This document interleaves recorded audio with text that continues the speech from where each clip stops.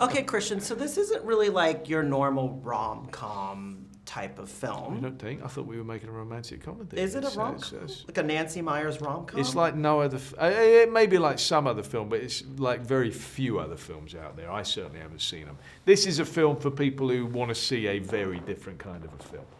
So, right? so yeah. So what is it to you? Because it's different to everyone that watches it. So when you watched it, what was it to you? All right. Well, for me watching it, I actually really loved it. And it had been long enough between making it and seeing it. We made this 3 years ago, right? But I called Terry afterwards, and the feeling to me was like, I feel generally more personally towards a piece of music or a book than I do with a film. I love film, don't get me wrong, but I'm being shown everything rather than imagining my own story behind it. And this manages to, sure, it's got locked images that are there, but somehow manages to allow you to really create yourself as well and to interact with it in a way that you probably have a very different experience about it than I would. And I feel like that's really what Terry was going for. And then, you know, inevitably, when you've actually shot the film, you know, you're aware of all those moments that were cut. Not like something where it's in a script and it's, oh, well, the plot changed. The plot, we didn't give a damn about the plot with this. It was just character. But in seeing, wow, you know, we had that incredible, sincere moment, you know, something which rarely happens on film. Somebody who just broke down and couldn't stop crying, or somebody who was crying with laughter so much they couldn't stop. These lovely moments, but, you know, Terry chose not to put them in and stuff, and you know, kind of go, wow, there's so much great stuff that he chose not to. But very, very, very satisfying, and I'm very happy that, you know, getting to work with Terry, who's a filmmaker who wants to genuinely do something very unique and idiosyncratic, and taking film to a different place. So, you know, I was just thinking, how old were you in Empire of the Sun? 12. So 12. 12, 13.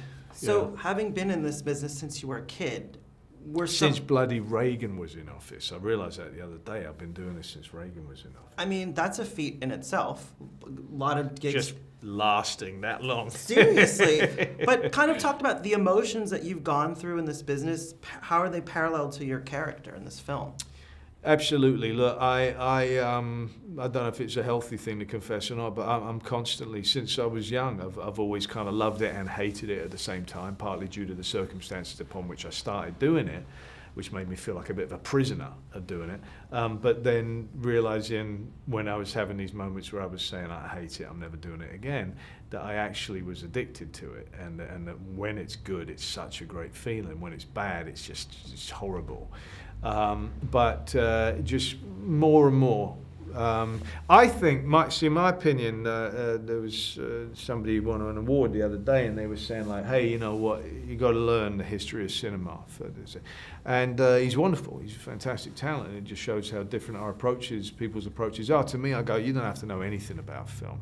You don't have to watch a single film in your life to do this. As a director, yes. A director, they're having a conversation with films that have come before and a continuation, you know, and absolutely you need to know history of film. But as an actor, you just got to be interested in people. That's it. You know, there's a couple of very easily learned sort of things of how film works, but that's all that's needed.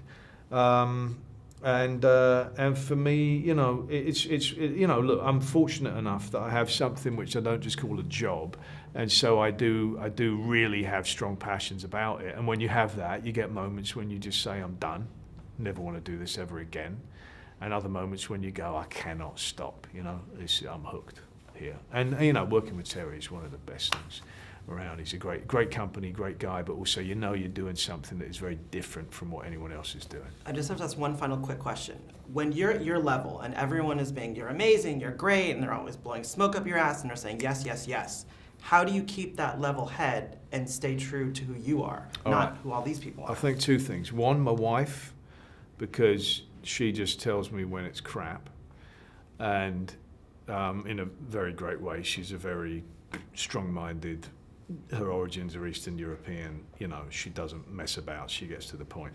Also, for me, I wish it could be different. But when I look back and I think about, and anyone talks about, your film career, the only films that I think of are the worst films. I never think of the films I'm actually proud of. I think of the ones that I'm actually mortified and embarrassed about. So therefore it drives me to go, I need to do something that I can actually feel good about. And that might be a sort of an unhealthy approach, but I think it's what's kept me going.